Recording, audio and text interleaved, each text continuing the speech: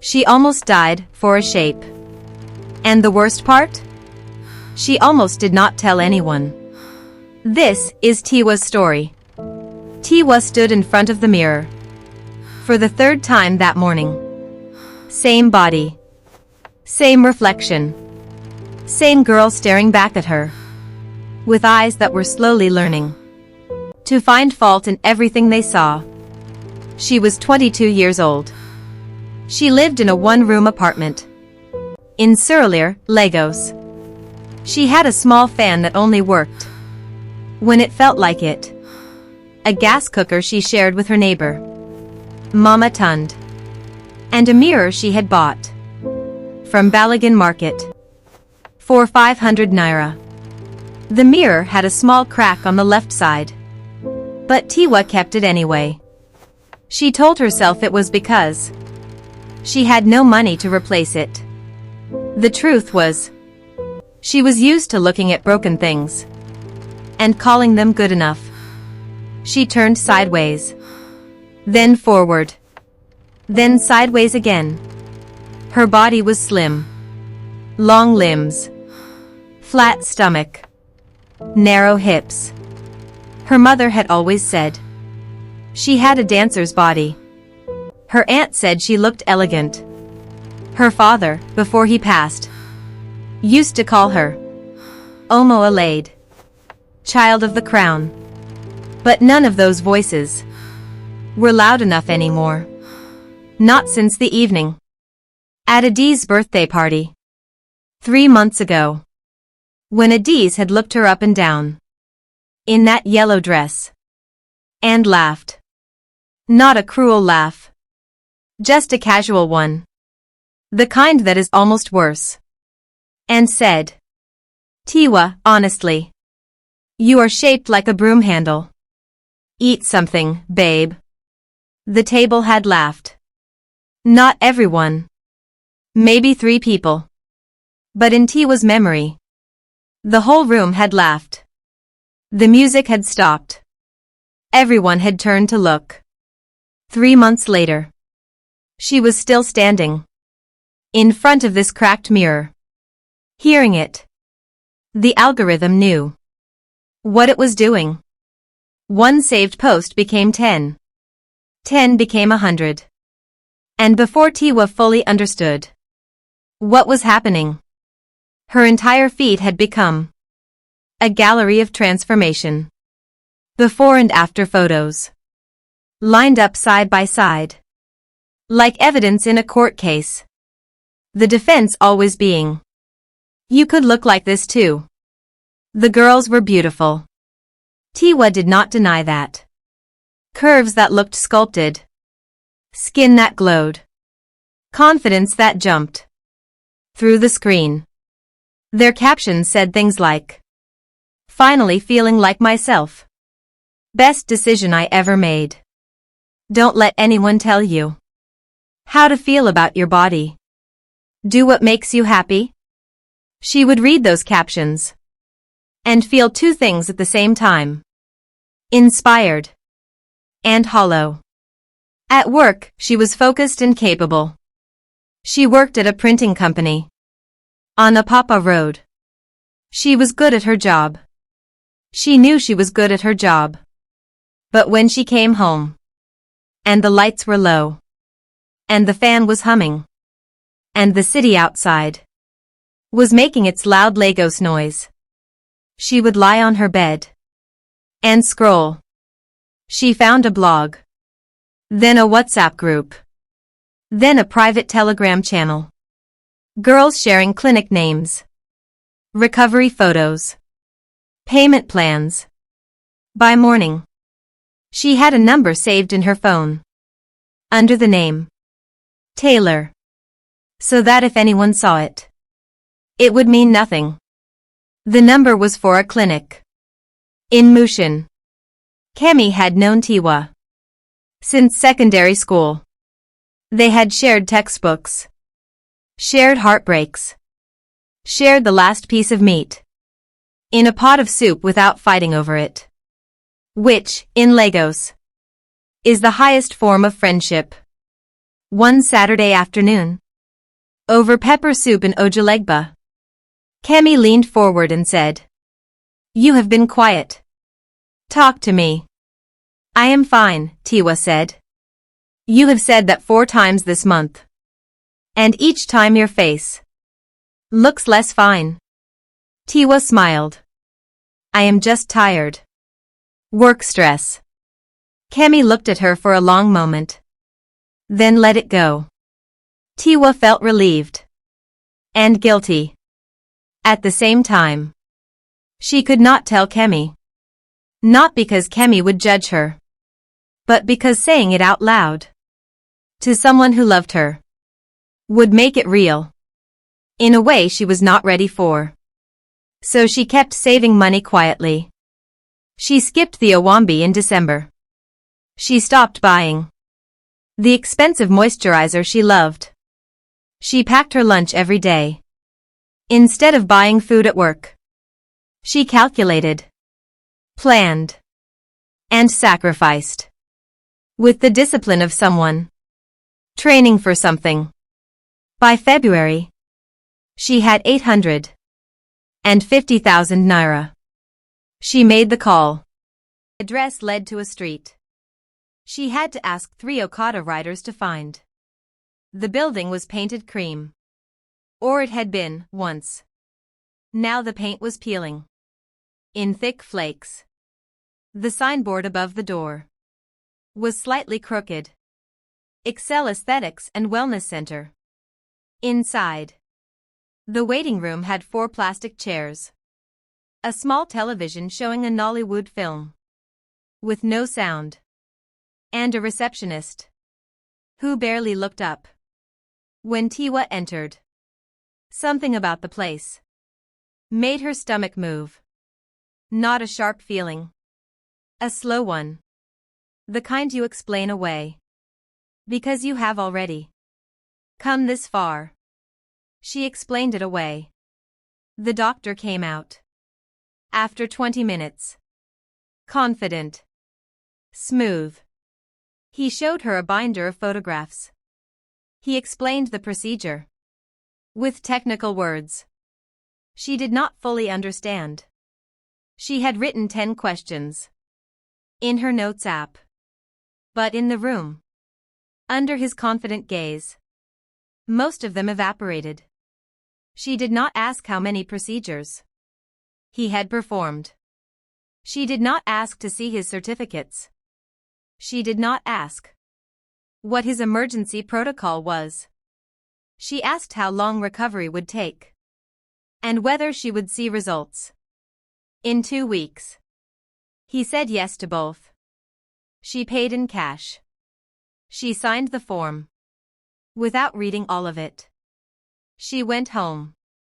And told herself she felt excited. She did not sleep well that night. Or the night after. Or the night after that. She wore a plain black dress. And carried a small bag.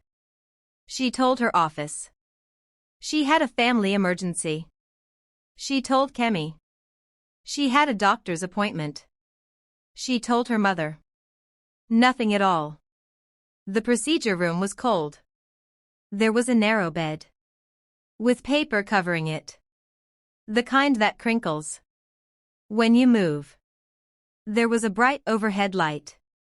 There was a nurse who moved quietly and did not make eye contact often.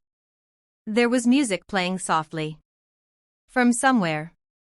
An old fella song, which in any other moment would have made Tiwa smile. She lay down. She stared at the ceiling. She thought briefly about getting up. Then the sedative started working.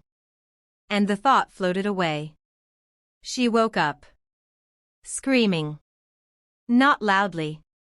The sedative still had its fingers on her. Muffling everything. But her body knew. Before her mind did. A deep animal knowing. That something had gone wrong inside her. Pain that moved in waves. Starting from her lower back. And spreading outward. Nausea that rose and fell. A swelling. That was visible. Even to her blurred eyes. The nurse told her it was normal. The doctor told her. The body reacts differently. In different people. He sent her home with painkillers. An ointment. And a number to call. If anything concerning happens. She went home alone. She lay in her bed. She told herself she would be fine. By day 3. The swelling had not reduced. It had grown. By day 4. She had a fever. By day 5. She called Kemi. Kemi arrived in 40 minutes. She did not shout. She did not say I told you so. She had not even known. Which somehow made her silence even more powerful. She took one look at Tiwa on the bed, pale and sweating, and made one decision. We are going to the hospital. Now. Kemi. Now, Tiwa. There was no argument in Kemi's voice. Just love. In its firmest, most serious form. She bundled Tiwa into a taxi. Held her hand the entire way. And did not let go. Until the nurses took over. She sat outside the examination room. On a hard plastic chair. For 2 hours. Praying in the quiet way she did. When things were serious. Lips barely moving. Eyes open. Hands folded like she was in a business meeting. With God. The doctor who examined Tiwa was a woman. Dr. Nwachukwu. She had close-cropped hair. And reading glasses. She wore at the end of her nose. And the kind of calm that comes from years of seeing difficult things and choosing not to panic. She examined the wound. She asked clear, direct questions. She ordered tests. Then she sat beside Tiwa's bed and said, in a voice that was neither harsh nor soft, but simply honest, you have an infection that is beginning to spread. We caught it in time. You are going to be okay. But you were lucky. You came when you did. Lucky. Tiwa stared at the ceiling. And thought about the word lucky. For a very long time. She was in hospital for 4 days. On the 2nd day, her mother came. Mrs. Aginola Coker was a small woman who wore her Ankara-like armor. She walked in, sat down, took Tiwa's hand, and for a long time said nothing. Then she said, tell me everything. So Tiwa did. From Adi's party. From the mirror. From the Instagram pages. And the Telegram group. And the clinic with the peeling paint. She told her mother. About the money she had saved in secret. About the form she had signed. Without reading. About waking up. And knowing something was wrong. And choosing to lie to herself. For 5 days. Her mother listened. Without interrupting. The way very few people listen. Like she had nowhere else to be. And nothing mattered more than what you were saying. Right now. When Tiwa finished. Her mother was quiet for a moment. Then she said, I used to hate my hips, Tiwa. When I was your age. I used to tie my wrapper so tight. To hide them. Your grandmother used to do the same thing. Her mother probably did too. We have been at war. With our own bodies for generations. Passing the shame from mother to daughter. Like it is something precious. And for what? Tiwa had no answer. For what? Her mother said again. Softly. Not expecting one. She was discharged on a Thursday. Exactly 2 weeks. After the procedure. The infection had cleared. The swelling had reduced. Her body had fought hard. And won. The way bodies do. When you finally give them proper help. But on her lower back, where the incision had been, there was a scar. A raised line of skin. Small but definite. Permanent. Tiwa looked at it in the mirror when she got home and waited to feel devastated. The devastation did not come. What came instead was something quieter and stranger. Something that felt like clarity. Her body had fought for her. Even when she was not fighting for herself. She pressed 2 fingers gently against the scar and stood there for a long time. She started the page on a Tuesday evening, sitting on her bed, phone in hand. No ring light. No filter. No prepared speech. Just her face. Tired and honest. And a caption that said, "My name is Tiwa. 3 months ago, I nearly died. Trying to change a body that was never broken. This is my story. I am telling it so someone else does not have to learn it the hard way." She posted it. She put the phone face down. She went to sleep. By morning, there were 47 comments. By the end of the week, she had messages from a girl in Ibadan who had been 3 days away from booking the same clinic, a woman in Accra who had gone through a similar procedure 2 years ago and had never told anyone the full truth, a teenager in Kaduna who had been saving money from her school fees, a woman in London who had not left her house in 3 weeks because of what a boy at her office said about her figure. Tiwa read every message. She wrote back to every single one. Not with polished words. Not with motivational quotes copied from somewhere. With honest words. Her own words. The kind that can only come from someone who has been in the same dark room and found the light switch by accident. She called the page whole because that was the word she kept coming back to. Not perfect. Not better. Not fixed. Whole. As in, you were never incomplete. As in, there was never anything missing. As in, the voice that told you otherwise was never telling the truth. Adiz reached out. 6 months later. A short message. Awkward and careful. Saying she had seen the page. Saying she was sorry. Tiwa sat with the message for 2 days before she replied. She did not become Adiz's friend again. But she replied because she understood now that hurt people. Hurt people. That Adiz's casual cruelty at that birthday party had come from somewhere too. Some mirror of her own. Some voice she was also still fighting. That did not excuse it. But it explained it. And understanding it meant it had a little less power.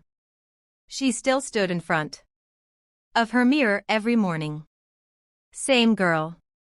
Same room. Same small crack on the left side of the glass. But the way she looked at herself had changed. She no longer stood there searching for flaws. She stood there the way you stand in front of something you have learned to stop taking for granted, with a kind of quiet, imperfect, honest gratitude. And on the days when the old voice came back. Because it did come back sometimes. Because healing is not a straight road. She would press 2 fingers to the scar on her lower back. A reminder. Your body fought for you. The least you can do is fight for it too. This story is for every girl who has ever looked in the mirror and believed the wrong voice. For every girl who has paid, in money or in pain, to become someone the world would accept. For every girl standing right now at the edge of a decision she cannot untake. You were whole before anyone told you otherwise. You are whole still. If this story moved you, please like, drop a comment below, share it with someone who needs to hear it today, and subscribe, because more stories like this are coming. Take care of yourself and take care of each other.